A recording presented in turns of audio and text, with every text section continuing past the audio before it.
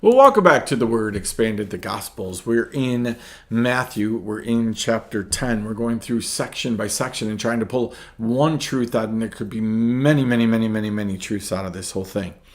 But we're in verse 34, and we're reading, "Do not think that I have come to bring peace to earth. I have not come to bring peace, but a sword. For I have come to set a man against his father, a daughter against her mother, and a daughter-in-law against her mother-in-law. And a man's enemies will be members of his household. Whoever loves father or mother more than me is not worthy of me, and whoever loves son or daughter more than me is not worthy of me. And whoever does not take up his cross and follow me is not worthy of me. Whoever finds his life will lose it, and whoever loses his life because of me will find it." It's pretty easy to pull out the truth out of this section, right? It's God first, Jesus first, and then everybody else. Right? Now, again, we can say that. We love to say that truth, that it's Jesus first. But acting that out, living like it is actually Jesus first is really hard. Because the truth of the matter is we want it to be both and, right? We don't ever want to have to choose Jesus that would cost me any of my family or the people that I love or care, have them be mad at me. We want them just to come along with us, right? Listen, there is no place where this little section is played out more than at Christmas. Right? Christmas is supposed to be all about Jesus, celebrating the birth of Jesus, all right? Being about Jesus, and we've made it about everything but Jesus.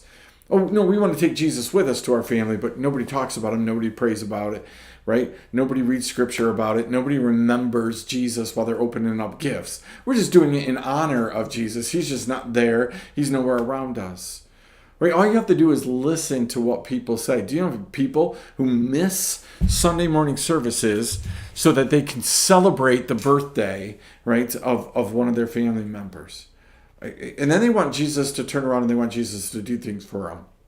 You don't have to go to church to be saved. But don't make not going and worshiping God, right, okay because you're going to go and you're going to worship a child's birthday. And that's exactly what that is.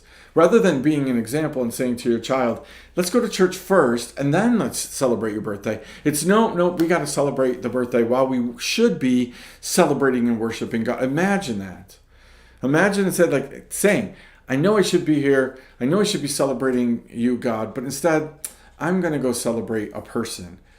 Jesus outright says in the section, you can't do that. You got to put God and God things first. Maybe the God thing is celebrating the birthday. That might be. But while you're at the birthday and all of these things, it's going to be obvious. God's going to give you things to work on, right? But you got to be obedient and choose God first. Now, you don't get to just say that in word and say, I choose God first, so I'm going to go to the birthday party. I don't need to go to church in order to worship God. I worship God all the time, so I'm going to go to the birthday party. No, you need to make sure that God has told you, skip the gathering together of believers and go to the birthday party. There are times where I bet you that he does that. But there are also times where we're just giving lip service to God and we're showing what we're truly worshiping. Most of us, you're worshiping, and we're worshiping work. We're worshiping other people. We're worshiping the toys that we have. We're worshiping even the fun things. We even worship church. But we're not really worshiping Jesus. So the question out of this section is Jesus absolutely, positively first? Well, you'll know that by when's the last time that you said no to somebody else because what God wanted you to do is over here. I'm not talking about going to church. When did God say, skip the Saturday boating expedition and go to your neighbors and help them rake the lawn? When is it skip the birthday party, go take food over here? But when have you done those things? If you can't list one where you have literally chosen God over something or someone else, well, then you need to really read this section. Read it, digest it, then live on it. Right? That should be encouraging to us. And it's like, hey, we can get better at this. We can do this. Right? Like, help me step by step, minute by minute, choose you, Jesus, over anything else. Sometimes choosing you is going to be making people really happy. Sometimes choosing you is going to be making people really not happy. When's the last time you made somebody not happy because of Jesus? That right there will tell you whether or not you're following this principle or not.